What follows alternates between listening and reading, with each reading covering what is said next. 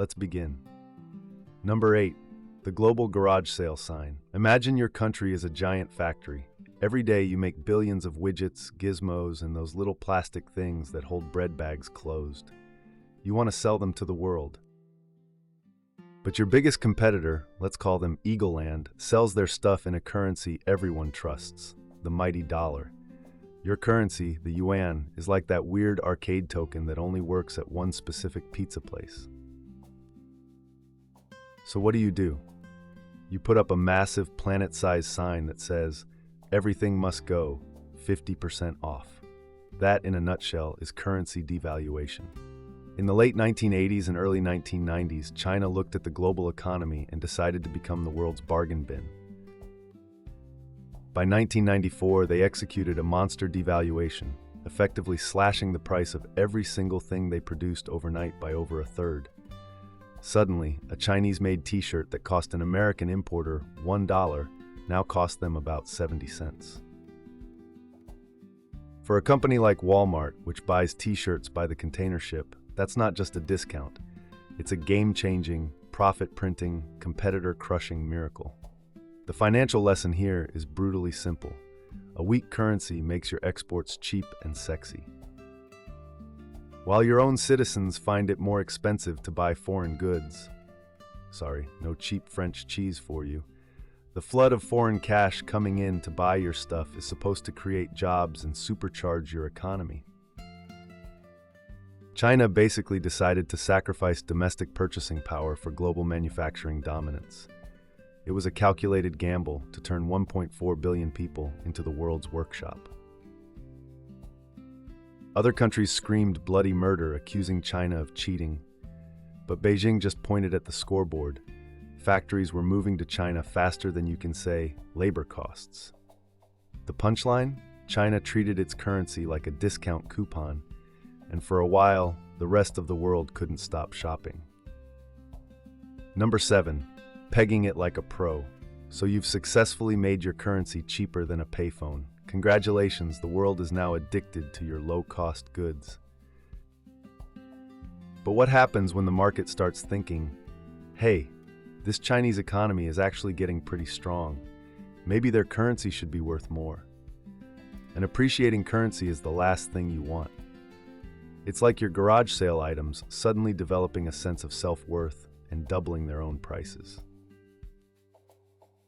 To prevent this economic horror story, China employed a tactic called a currency peg. From 1994 all the way to 2005, the People's Bank of China essentially handcuffed the yuan to the US dollar at a fixed rate of about 8.3 to 1. Think of it as a financial restraining order. No matter how much the US dollar fluctuated or how much China's economy grew, the exchange rate didn't budge. How did they pull this off? With a financial war chest the size of a small moon. Whenever the yuan started to get too strong because of all the foreign money pouring in, China's central bank would print a metric ton of yuan and use it to buy US dollars. This flooded their own market with yuan, keeping its value down, and simultaneously made China the largest foreign holder of US debt on the planet. The lesson is that a currency peg can create artificial stability, but it requires massive, constant intervention. It's like trying to hold a beach ball underwater. It works as long as you have the strength, but the moment you get tired, it's going to shoot up to the surface. For over a decade, China had the muscle to keep that ball submerged, building an export empire on the back of a currency that was permanently on sale, courtesy of its own government. The brutal irony is that to keep its own currency weak, China had to become the biggest believer in and financier of the strong US dollar. Number 6. The 2008 crisis souvenir.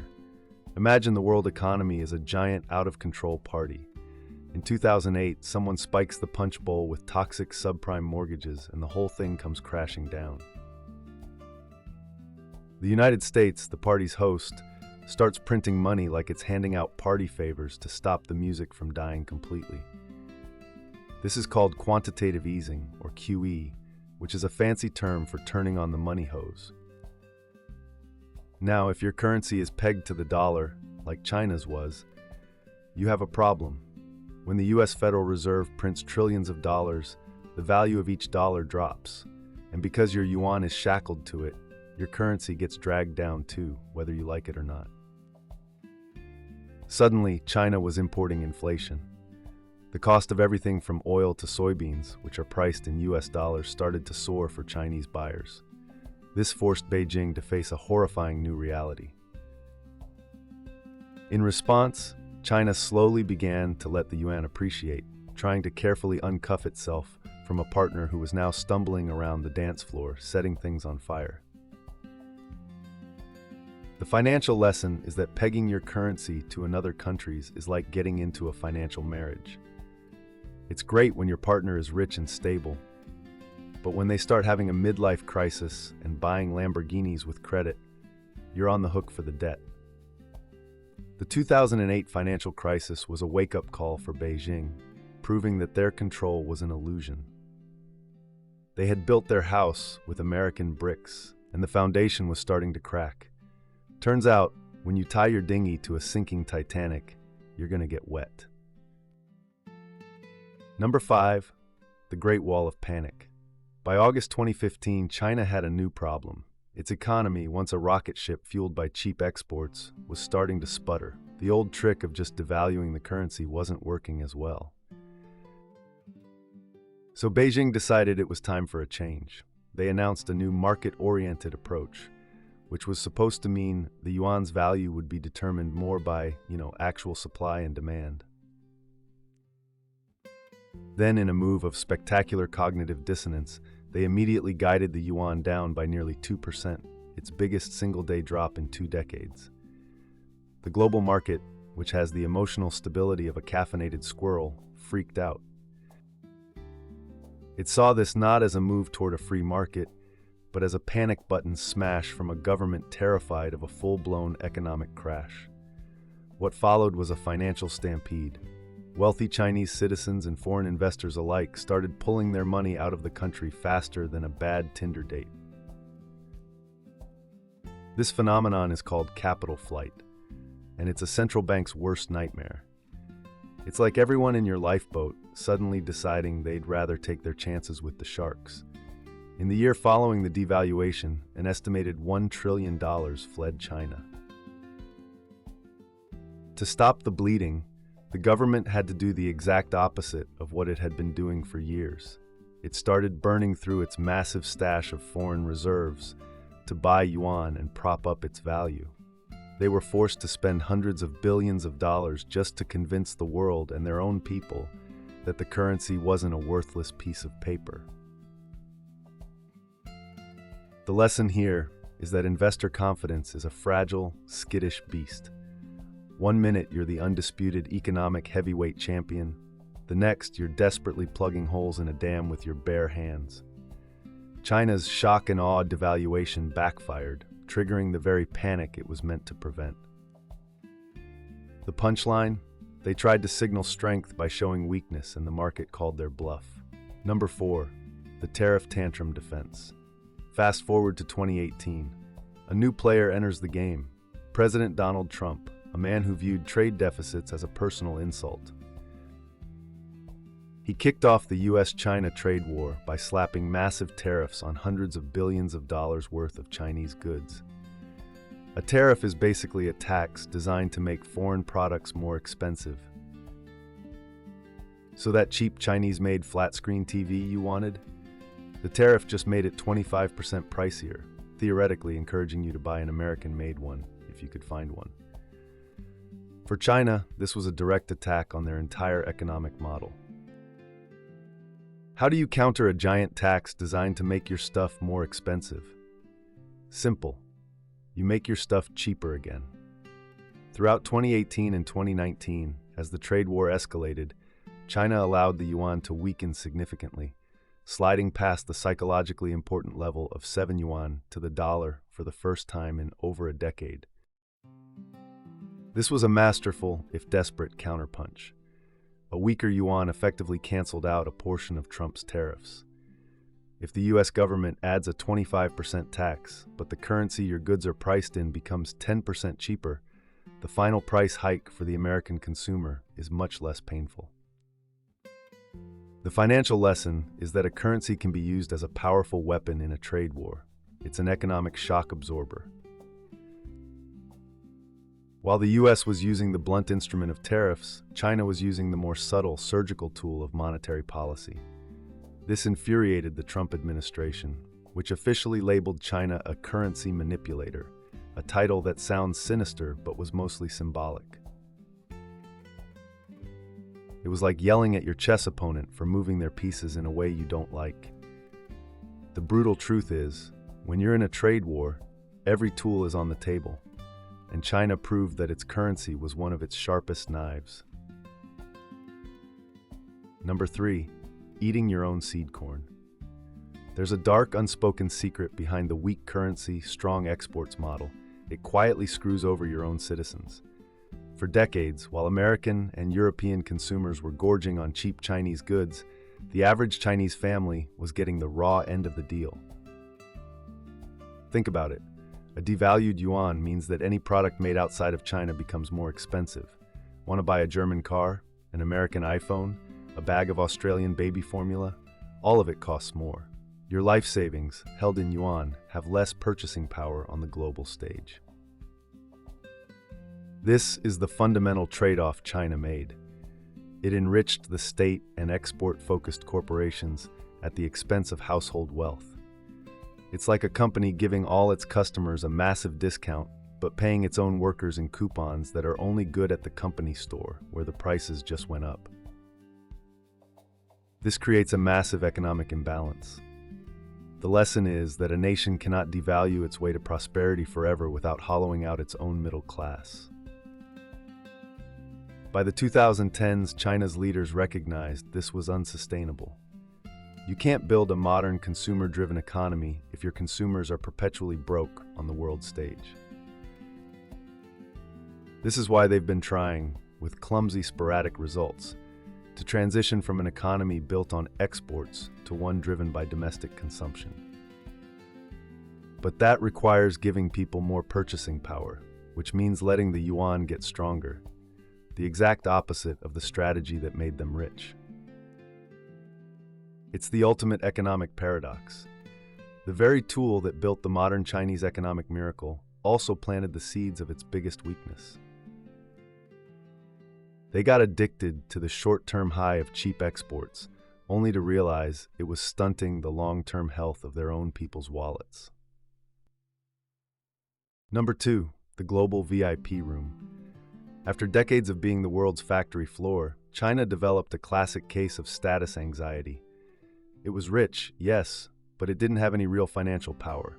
The US dollar was the king, the euro was the queen, and the yuan was still that weird arcade token nobody took seriously outside of the arcade. To change this, China launched an ambitious campaign to turn the yuan, also known as the renminbi, into a global reserve currency. This is the ultimate financial flex. It means other countries' central banks hold your currency as part of their savings, a sign of ultimate trust and stability. The biggest prize was getting the yuan included in the International Monetary Fund's (IMF) special drawing rights basket. This is the exclusive VIP room of global currencies, and China was desperate for a seat at the table. To get in, they had to prove the yuan was freely usable, which meant loosening their iron-fisted control and allowing more market forces to play a role, the very thing that terrified them. So throughout the early 2010s, leading up to the IMF's decision in 2015, China walked a financial tightrope. They opened up their bond markets, established offshore yuan trading hubs from London to Singapore, and promised reforms. It was a painstaking Jekyll and Hyde performance, acting like a free market champion to the IMF while still manipulating the currency's value back home. In the end, they got what they wanted. In November 2015, the IMF announced the yuan would join the SDR basket. It was a massive symbolic victory. The financial lesson is that legitimacy in the global financial system is a game of appearances. You have to play by the club's rules, even if you have no intention of following them once you're inside. China wanted the prestige of having a global currency, but it didn't want the volatility or loss of control that comes with it. The punchline? They got the fancy membership card, but almost nobody uses it. The yuan still accounts for a tiny fraction of global reserves, proving you can't force the world to trust you. Number 1. The curse of being good enough. So what's the final bill for decades of currency manipulation, export-led growth, and suppressing the wealth of your own citizens? You get stuck in something economists call the middle income trap, and it's the most terrifying economic ghost story a developing nation can hear. The trap works like this. You get rich by being the cheapest place on earth to make stuff. Your factories boom, your cities grow, and you successfully lift hundreds of millions of people out of poverty. But then your wages start to rise. You're no longer the cheapest game in town.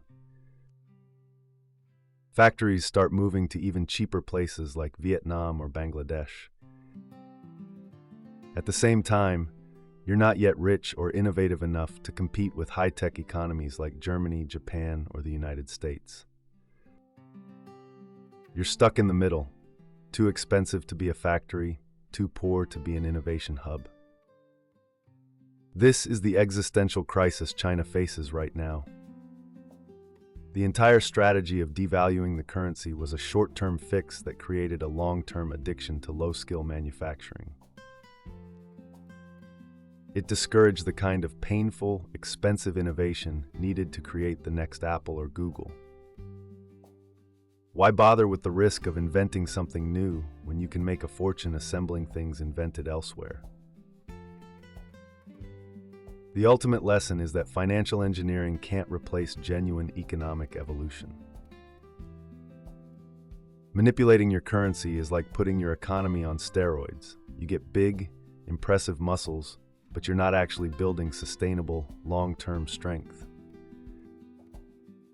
Now, China is trying to make a frantic leap to a high-income, tech-driven economy, but it's trying to do it with an economic engine that was designed to run on cheap labor and a weak currency. They gamed the system to get rich, and now they might just be trapped by the very game they mastered. So China played the long game with its currency, and it worked until it didn't. Subscribe before your government gets any similar ideas.